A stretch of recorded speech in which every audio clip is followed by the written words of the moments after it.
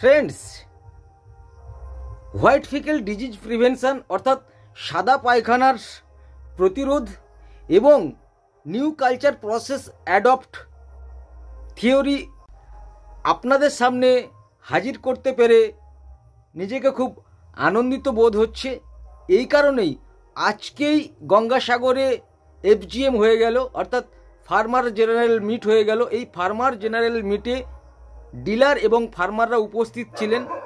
সাগরের ডিলারগণ অর্থাৎ শ্রীকান্ত গুড়িয়া, মণিকাঞ্চন নায়েক, ঝড়েশ্বর পাত্র, লালু গিরি, বিপ্লব গিরি এবং তাদের ফার্মাররা। মন্দারমণির জনৈক ফার্মার মহাদেব বাবু কলকাতা থেকে বিলং করেন, তিনিও এসছিলেন। তো এই ফার্মার মিটে আমি হোয়াইট ফিকেল প্রিভেনশন এবং নিউ প্রসেস অ্যাডপ্ট, যে নিউ কালচার প্রসেস অ্যাডপ্ট হয়েছে সে বিষয়ে কিছু বক্তব্য রেখেছিলাম। যে বক্তব্য ওই জেনারেল মিটে রেখেছি সেটা আপনাদের সঙ্গে শেয়ার করছি। ফ্রেন্ডস, 2025 সালে এই সামার ক্রপে আপনি যে ভেনামি কালচার করছেন, যদি আপনার ডিওসি হয়ে থাকে 50, তাহলে আপনি যে পদ্ধতিতে ওয়াটার ট্রিটমেন্ট বা জল কালচার করেছেন সেটা একটু বলি। আপনি প্রথমে জল ভরলেন, তারপরে ব্লিচিং করলেন, তারপর বিকেসি করে প্রোবায়োটিক মিনারেল দিয়ে স্টকিং করলেন। কিন্তু বন্ধুরা, এতে কি হয়েছে যে আপনার পুকুরে সেই বরাবরের মতো যে ছোট ছোট ডিম চিংড়ি সেগুলো চলে এসছে, প্লাস কাঁকড়ার উৎপাত হয়েছে। কিন্তু 2025 সালে যারা ওয়াটার ট্রিটমেন্ট বা জল কালচারের সময় আগে বিকেসি করেছে, তারপরে ব্লিচিং করেছে, তাদের পুকুরে কিন্তু কোনো রকমের ওই ছোট ডিম চিংড়ি বা কোনো রকমের কাঁকড়ার উৎপাত নাই। আর আপনি নিশ্চয়ই 15 দিনের পরে, 25 দিন হোক, 30 দিন হোক, এরকম একটা ডিওসিতে ভাইরাস গার্ড হিসাবে কেমিক্যাল ইউজ করেছেন। যে কেমিক্যাল ভাইরাস গার্ড ইউজ করার ফলে আপনার পুকুরের মাছ তেমন একটা গ্রোথ নেয়নি, কোনো রকমের ভাইরাস অ্যাটাক হয়নি বটে, কিন্তু গ্রোথ স্লো। কিন্তু বন্ধুরা, যারা এই 15 থেকে 30 দিনের মধ্যে ভাইরাস গার্ড ব্যবহার করেছে, অথচ সেটা কেমিক্যাল নয়, সেটা প্রোবায়োটিক বেস ভাইরাস গার্ড, তাদের পুকুরের মাছের চেহারা, তাদের পুকুরের মাছের গ্রোথ, ইমিউনিটি পাওয়ার এতটাই স্ট্রং যে এই কেমিক্যাল ভাইরাস গার্ড যারা ইউজ করেছে তাদের থেকে far better. Very very good morning friends, কেমন আছেন সবাই? আশা করি আপনারা প্রত্যেকেই ভালো আছেন। আমি অসীম জানা মোটিভেশনাল স্পিকার অ্যান্ড টেকনিশিয়ান। চ্যানেলে নতুন হলে চ্যানেলটি সাবস্ক্রাইব করার সঙ্গে সঙ্গে নোটিফিকেশান অল করে দিন, আর বেশি বেশি করে শেয়ার করুন। এইরকমই আপডেট কালচার রিলেটেড ভিডিও সবার আগে আপনার ডিভাইসে ভেসে উঠবে। তো চলুন শুরু করা যাক পুরনো দিনের কালচার বনাম বিজ্ঞানের অগ্রগতির সঙ্গে সঙ্গে নতুন কালচার পদ্ধতির অ্যাডপ্ট আমরা দেখে নেই। You want to gain shrimp culture complete knowledge and get offline and online training? Call 8944846482। আপনি কি চিংড়ি চাষের সম্পূর্ণ প্রশিক্ষণ পেতে চান? এখনই রেজিস্ট্রেশন করুন 8944846482 নম্বরে। প্রশিক্ষণ নিলে 50 পাতার ট্রেনিং ম্যানুয়াল সম্পূর্ণ বিনামূল্যে, সঙ্গে ফিড, সিড, মেডিসিন সুলভ মূল্যে পাওয়ার খোঁজ। ফ্রেন্ডস, আমরা পিছিয়ে আছি কেন জানেন? আমরা নতুন কিছুকে অ্যাডপ্ট বা গ্রহণ করতে চাই না। নতুন কিছু আবিষ্কার যদি আমরা করতে পারি, নতুন কিছুকে যদি আমরা গ্রহণ করতে পারি, তাহলে কিন্তু আগেকার দিনের থেকে বর্তমান দিনে ভালো রেজাল্ট পেতে পারি। বিজ্ঞানের অগ্রগতির সঙ্গে সঙ্গে অ্যাকোয়াকালচারে হিউজ রদবদল হয়েছে।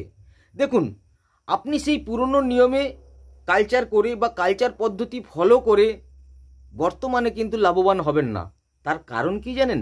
তার কারণ হলো একটাই, আপনি বর্তমানে যে হোয়াইট লেগ শ্রিম্প বা ভেনামি কালচার করছেন, এই ভেনামি কালচার 2010 সাল থেকে 2012 সাল পর্যন্ত রিসার্চ করে ওই পেসিসের কিভাবে বাণিজ্যিক প্রোডাকশান করা যায় সেই অনুযায়ী থিওরি কিন্তু আপনাদেরকে দেয়া হয়েছে। এটা আপনাকে মনে রাখতে হবে তখনকার ক্লাইমেট অনুসারে, অর্থাৎ 2010 থেকে 12 সাল পর্যন্ত যে ক্লাইমেট ছিল সেই ক্লাইমেটে ওই পেসিস কিভাবে হিউজ প্রোডাকশান করা যায় তার টেকনিক্যাল থিওরি আপনার জানা আছে। কিন্তু এক যুগ কেটে গেছে, এটা 2025 সাল, তখনকার মতো সেই ক্লাইমেট নেই, তখনকার মতো সেই সিস্টেম নেই। তাহলে এক যুগ পরে যদি আমি সেই পুরনো থিওরি, সেই ক্লাইমেটের থিওরি এখন যদি কাজে লাগাই, তাহলে প্রোডাকশান তো দূরের কথা, আপনি ফ্লপ খাবেনই।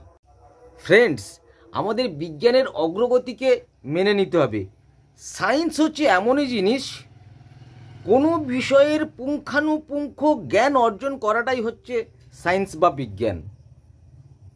বর্তমানে অ্যাকোয়াকালচারে ক্লাইমেট অনুযায়ী যে ডিজিজ হিউজ পরিমাণে এসছে, 2010-12 সালে এত ডিজিজ ছিল না। কালচার পদ্ধতির আপগ্রেড করার জন্য সায়েন্টিস্টরা লাগাতার পড়ে রয়েছে। তাই 2025 সালে যে সিস্টেম অ্যাডপ্ট হয়েছে, সেই নিউ সিস্টেমকে আমরা যদি অ্যাডপ্ট করতে পারি তাহলে কিন্তু ভালো রেজাল্ট পাবো। তাই আসুন আমরা আলোচনা করি 2025 সালের নিউ অ্যাডপ্ট যে সিস্টেমগুলো এসছে তার মধ্যে কয়েকটি বিষয়। প্রথমত আমি আপনাদেরকে বলবো, আপনারা যখন ওয়াটার ট্রিটমেন্ট করবেন বা জল কালচার করবেন, সেই সময় পুকুরে জল ভর্তি করার পরে আগে বিকেসিটা করবেন, পরে ব্লিচিং করবেন। আগে বিকেসি করলে কি রেজাল্ট আসে সেটা আপনারা দেখে নিন। আগে বিকেসি করলে ওই যে আপনি পুকুরে জল ভরেছিলেন, ওই জলের মধ্যে আপনার যে নেট দিয়ে বা এমএস নেট দিয়ে জল ছেঁকে নিয়েছেন, তার মধ্যেও কিন্তু বেশ কিছু কাঁকড়ার ডিম, চিংড়ির ডিম চলে এসেছে। ওই ক্ষুদ্র ক্ষুদ্র ডিমগুলো কিন্তু ব্লিচিং করলে হ্যাচ হয় না বা ব্লিচিং করলে ফোটে না বা বাচ্চা তৈরি হয় না। কিন্তু দেখা গিয়েছে যে বিকেসি করলে ওই যে অবাঞ্ছিত ডিমগুলো, ওইগুলো হ্যাচ হয় বা ডিম ফুটে লার্ভা বের হয়, এবং লার্ভা বের হওয়ার সঙ্গে সঙ্গে ওই বিকেসিতেই কিন্তু মারা যায়। এরপরে যেটুকু ব্যালেন্স থাকলো সেটা যদি আপনারা ব্লিচিং করেন, তাহলে কিন্তু জলে সম্পূর্ণরূপে অবাঞ্ছিত জীবের কোনো বংশই আপনি পাবেন না। সেই কারণে নতুন অ্যাডপ্ট এই সিস্টেম, আপনারা যখনই জল কালচার করবেন আগে বিকেসি করবেন, তারপরে ব্লিচিং করবেন। এরপর দ্বিতীয় যে নিউ থিওরি অ্যাডপ্ট হয়েছে সেটা হচ্ছে কি, আমরা 30, 35 বা 45 দিন পর্যন্ত সবসময় চাই যে কন্টামিনেশন, ভাইরাস এইগুলো যেন না হয়। এই ভাইরাস থেকে দমন করার জন্য বা কালচারকে সুরক্ষিত রাখার জন্য আমাদের কনসেপ্ট যে একটা ভাইরাস গার্ড করি, ভাইরাস গার্ড অবশ্যই করুন, কিন্তু সেটা কেমিক্যাল বেস ভাইরাস গার্ড যেন না হয়। আমরা যে ট্রিপল সল্টগুলো ইউজ করি, মোনোসালফেট, মোনোথাইসালফেট, এই সমস্ত গ্রেডের যে কেমিক্যাল থাকে সেইগুলো চিংড়ির ওপরে কিন্তু ট্রেস নিয়ে আসে।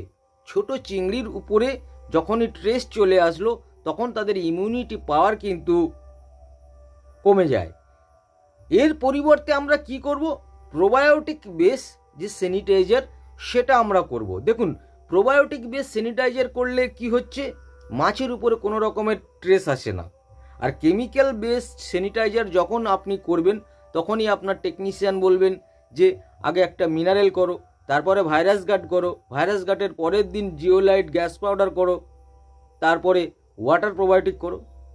এতগুলো ফর্মালিটি, কিন্তু যখনই আপনি প্রোবায়োটিক বেস ভাইরাস গার্ড করছেন তখন কিন্তু আপনার এই খরচটা বেঁচে যাচ্ছে না, আপনাকে ভাইরাস গার্ড হিসাবে এক্সট্রা কিছু ব্যবহার করতে হচ্ছে।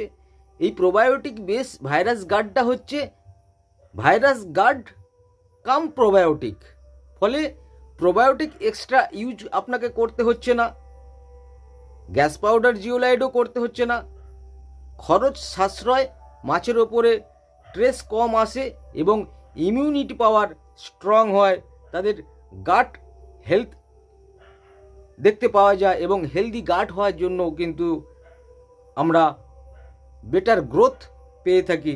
যেখানে কেমিক্যাল বেস স্যানিটাইজার ইউজ করে যে গ্রোথ পাচ্ছি, ইমিউনিটি পাওয়ার তাদের যতটা কম পাচ্ছি, কিন্তু প্রোবায়োটিক বেস স্যানিটাইজার ইউজ করে সেখানে গ্রোথ ভালো পাচ্ছি এবং ইমিউনিটি পাওয়ার স্ট্রং পাচ্ছি। তাই বন্ধুরা, এই দুটো সিস্টেম সায়েন্টিস্টরা নিয়ে এসেছে, এগুলো আপনারা ফলো করুন। আর তৃতীয় সিস্টেম হচ্ছে, আমরা যে মোল্টিং করানোর জন্য জলের মধ্যে বস্তা বস্তা মিনারেল ইউজ করছি, সেই মিনারেল ইউজ করছি কিন্তু সেটা কি কাজে লাগছে? মাছের দেহে প্রবেশ হচ্ছে? মাছের দেহে প্রবেশ না হলে জলের মধ্যে থাকলে সেটা হার্ডনেস বেড়ে যায় এবং মোল্টিংয়ের সমস্যা হয়। তাই আমরা ফিডের সঙ্গে জেল মিনারেল বা লিকুইড মিনারেলের উপর বেশি গুরুত্ব দেব। দেখুন, আপনি যে জলে মিনারেলটা করছেন, সেই মিনারেল চিংড়ির দেহে পৌঁছানোর মাধ্যম হিসাবে কাজ করে কিন্তু বেনিফিশিয়াল ব্যাকটেরিয়া। সেই ব্যাকটেরিয়া থাকে কিন্তু ওই প্রোবায়োটিক বেস স্যানিটাইজার কাম প্রোবায়োটিকের মধ্যে। যখন আপনি মিনারেল করে ভাইরাস গার্ড হিসাবে কেমিক্যাল ইউজ করছেন বা chemical base virus guard use করছেন, তখন কিন্তু জলে থাকা সমস্ত ব্যাকটেরিয়াকে মেরে ফেলে দিচ্ছে, উপকারী ব্যাকটেরিয়াকে কিল করে দিচ্ছে। তো উপকারী ব্যাকটেরিয়া যখন কিল হয়ে যাচ্ছে, তখন জলে যে মিনারেল করলেন, ওই মিনারেলটা চিংড়ির দেহে প্রবেশ করানোর কোনো মাধ্যমই আর থাকলো না।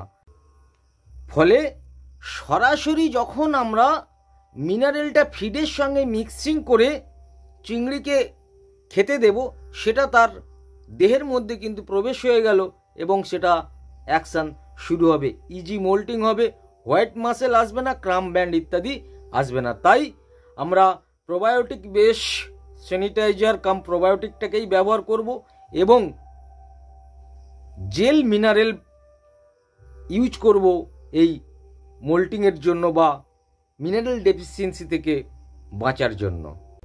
ফ্রেন্ডস, আমরা এবারে ভিডিওর প্রায় শেষ প্রান্তে চলে এসেছি, কিন্তু শেষ প্রান্তে এসে যে আলোচনাটা আপনি শুনতে পাবেন, সেটা আশা করি আপনি অনেকটাই অবাক হবেন এবং এটা আপনার অত্যন্ত কাজে দেবে যদি আপনি একজন পুরনো ভেনামি চাষি হন। দেখুন, আমরা যে ভেনামি কালচার করছি, আমাদের সবসময় একটা হেডেক থাকে যে হোয়াইট ফিকেল সিনড্রোম বা হোয়াইট ফিকেল ডিজিজ। এই হোয়াইট ফিকেল ডিজিজ আসা মানে আমাদের প্রফিট তো দূরের কথা, লস বাঁচাতে আমরা ব্যস্ত থাকি।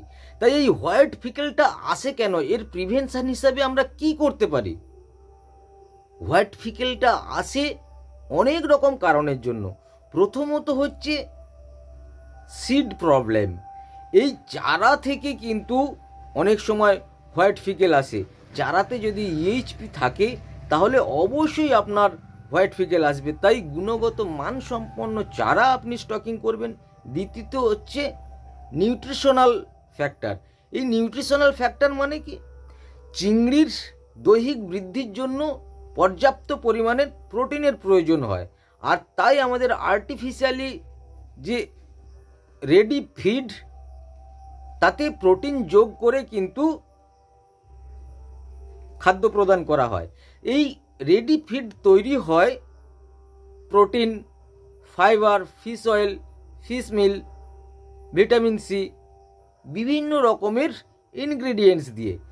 যখন আমরা এই প্রিজারভেটিভগুলো নির্দিষ্ট টেম্পারেচারের মধ্য দিয়ে খাদ্য তৈরি করছি বা ফিড তৈরি হচ্ছে, তখন কিন্তু সব সময় ওই একই গুণমান সম্পন্ন ফিড তৈরি হয় না। ফিড কোম্পানিতে আমরা দেখেছি যে তারা যে রেশিওতে ফিড তৈরি করলো, তার নমুনা ল্যাবে টেস্ট করে ভেনামির উপযুক্ত বলে গণ্য হলো, তারপর তারা বছরের পর বছর প্রোডাকশান করতে চলেছে। এবারে ওদের সিস্টেম কি আছে যে কাউন্টার টেস্ট, মাঝে মাঝে সেই ফ্যাক্টরিতে গিয়ে নমুনা নিয়ে টেস্ট করে। যখন নমুনা নিতে যায় তার আগে তারা ইনফর্ম পেয়ে যায়। যদিও সেটা ইনফর্ম না পায়, প্রতিদিন যে ফিড আমরা তৈরি করছি বা যে ফ্যাক্টরিতে প্রতিদিন ফিড তৈরি হচ্ছে, প্রতিদিনের সিস্টেমে প্রতিদিনের ইনগ্রিডিয়েন্টস কি পারফেক্ট হয়? ধরুন আপনার বাড়িতে প্রতিদিন ডাল তৈরি হচ্ছে বা ডাল রান্না হচ্ছে, এই ডালের টেস্ট প্রতিদিন কি আপনি একই পান? একজনই রান্না করছে, কিন্তু তার মধ্যেও চেঞ্জেস আছে বা আসে। সেরকমই যে টেম্পারেচারে ফিড প্রিজারভেটিভ করা হয়, রেডি করা হয়, অনেক সময় টেম্পারেচারের আপডাউনের জন্য ফিডের গুণগত মান ঠিক থাকে না, তখন সেই ফিড থেকেও কিন্তু এই ডিজিজটা চলে আসতে পারে। তৃতীয়ত, পুয়ার ফিড ম্যানেজমেন্ট। হ্যাঁ বন্ধুরা, আমি চারা ভালো নিলাম, আমি ফিডও ভালো নিলাম, যদি ফিড ম্যানেজমেন্ট ভালো না হয় তাহলে কিন্তু এই হোয়াইট ফিকেল চলে আসতে পারে।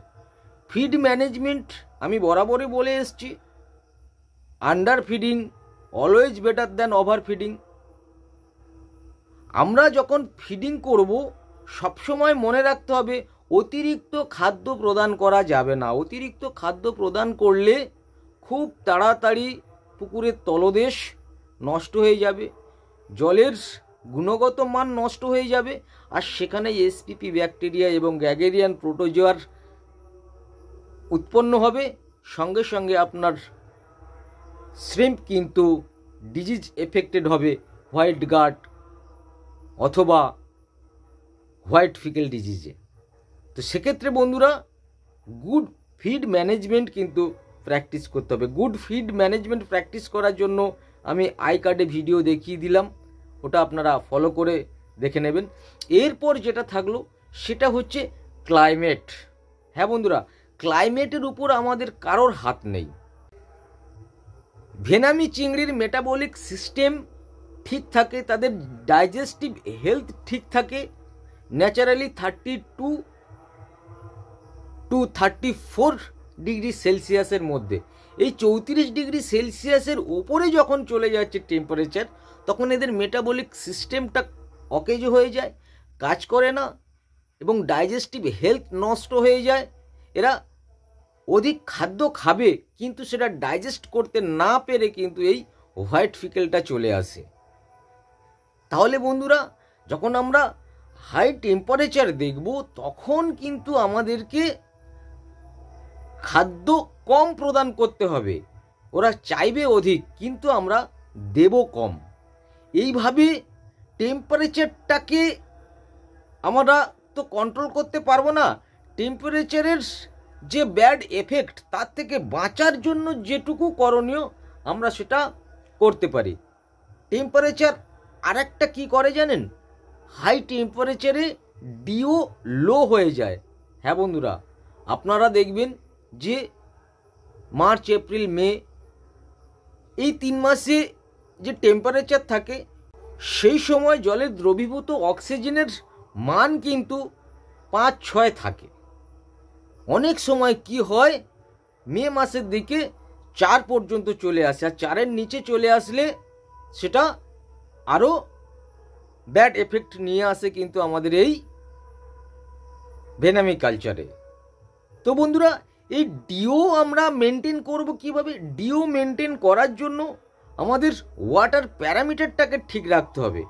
এই ওয়াটার প্যারামিটার যদি আমরা ঠিক রাখি, অ্যারেশন যদি আমরা ঠিকঠাক দিই, ওয়াটার এক্সচেঞ্জের মাধ্যমে নতুন জল যদি আমরা প্রয়োগ করি, তাহলে কিন্তু এই ডিও 4-এর উপরে থাকবে। আর নভেম্বর ডিসেম্বরের দিকে শীতকাল, টেম্পারেচার লো থাকার জন্য ওখানে কিন্তু সবসময় ডিও 7-6 এরকম থাকে। তাহলে বন্ধুরা, এই হাই টেম্পারেচারে আমাদের চিংড়ির ডাইজেস্টিভ হেলথ নষ্ট হয় এবং ডিও লো হয়, আর ডিও লো হলেই কিন্তু ইমিউনিটি পাওয়ার একেবারেই তলানিতে চলে আসে। যে কোনো ডিজিজ বা যে কোনো ব্যাকটেরিয়া এই হাই টেম্পারেচারে অস্বাস্থ্যকর পরিবেশে দ্রুত ইনক্রিজ করে। তো এই ক্লাইমেটের আবার ফ্ল্যাকচুয়েশনের জন্য, হঠাৎ বৃষ্টি, ক্লাউডি ওয়েদার, হাই টেম্পারেচার, এর জন্য পিএইচের বাফারিং ক্ষমতার জন্য পিএইচ আপ ডাউন হয়। এই হাই পিএইচ থেকে লো পিএইচ, এই যে ফ্ল্যাকচুয়েশনটা 0.5-এর ওপর যদি চলে যায়, তাহলে কিন্তু চিংড়ির উপর একটা ট্রেস চলে আসে, প্ল্যাঙ্কটন ক্র্যাশ করে। ন্যাচারাল ডিজাস্টার, এই ন্যাচারাল ডিজাস্টারের মধ্যে পড়ে খরা, বন্যা, এগুলো আমাদের হাতে নেই। এগুলো থেকেও আমাদেরকে সাবধানতা অবলম্বন করতে হবে। বেসিক্যালি মে মাসের শেষের দিকে এই ডিজাস্টারগুলো আসে। এই মে মাসের মাঝামাঝি বা মে মাসের প্রথম সপ্তাহে যদি আমরা চিংড়ি হারভেস্ট করে দিতে পারি, তাহলে কিন্তু একটা প্রফিট পাবো। তাই ডিউ টু ক্লাইমেট আমাদের হোয়াইট ফিকেলও নিয়ে আসতে পারে। এরপর পুয়ার ফার্ম ম্যানেজমেন্ট। হ্যাঁ বন্ধুরা, এই পুয়ার ফার্ম ম্যানেজমেন্টের মধ্যে কিন্তু পড়ে যে ওয়াটার কন্ডিশন, বটম কন্ডিশনকে ভালো রাখা, অ্যারেশন অনুযায়ী আমরা স্টকিং করা। আপনি কত ডেনসিটিতে স্টকিং করেছেন, আপনার অ্যারেশন অনুযায়ী ওই পুকুরে কতটা মাছ আপনি উৎপাদন করতে পারবেন। ডিও 4-এর নিচে নেমে আসবে না তো। এই সমস্ত দিকগুলো কিন্তু আপনাকে নজর রাখতে হবে। যদি আপনি 50,000 মাছ ছেড়ে 1,000 স্কোয়ার মিটারে 20 গ্রাম করে 1 টন মাছ উৎপাদন করতে চান, তাহলে আপনাকে অবশ্যই মিনিমাম 2খানা অ্যারেশন দিতে হবে। আর যদি মনে করেন যে আমি ওই 50,000 মাছ 1.5 টন তৈরি করব ওই 2টো অ্যারেশনে, তাহলে কিন্তু কোনো মতেই সম্ভব নয়। আপনার পুকুরের ক্যারিং ক্যাপাসিটি 2টো ফ্যানের উপরে 1 টন, সেটা 50,000 মাছ ছেড়ে 20 গ্রাম করতে পারেন। ওই পুকুরে কখনোই আপনি 1.5 টন করতে পারবেন না, বা মাছটা 25 থেকে 30 গ্রাম করতে পারবেন না। এই হাই স্টকিংয়ের জন্য কিন্তু ফিড ওয়েস্ট হয়, ডিও লো হয়, অ্যারেশনের ঘাটতি হয়, সঙ্গে সঙ্গে কিন্তু আপনার এই হোয়াইট ফিকেল ডিজিজটা চলে আসে। কারণ হাই স্টকিংয়ের ওয়াটার প্যারামিটার ঠিক থাকে না, বটম কন্ডিশন ঠিক থাকে না, অ্যামোনিয়া নাইট্রেট হাই হয়ে যায়, অস্বাস্থ্যকর পরিবেশ তৈরি হয়ে যায়। আর সেখানেই কিন্তু এসপিপি ব্যাকটেরিয়া এবং গ্যাগেরিয়ান প্রোটোজোয়া দ্রুত গতিতে বংশ বিস্তার করে আর আপনার ফার্মকে ধ্বংস করে দেয়। তাই বন্ধুরা, আমরা এতগুলো কারণ হোয়াইট ফিকেল আসার জন্য হতে পারে, তাই এই কারণগুলোকে আগে প্রিভেনশন করব বা প্রতিরোধ করব। Friends, prevention is the better than cure. আরোগ্যের চেয়ে প্রতিরোধ শ্রেয়। আমরা রোগ হলে তারপর তার প্রতিকার করব এমনটা নয়, যাতে রোগ না হয় তার জন্য আমরা প্রিভেনশন বা প্রতিরোধ করব। এই কনসেপ্ট যদি আমরা আনতে পারি, তাহলে যে কোনো ডিজিজকে আমরা ওভারকাম করতে পারি।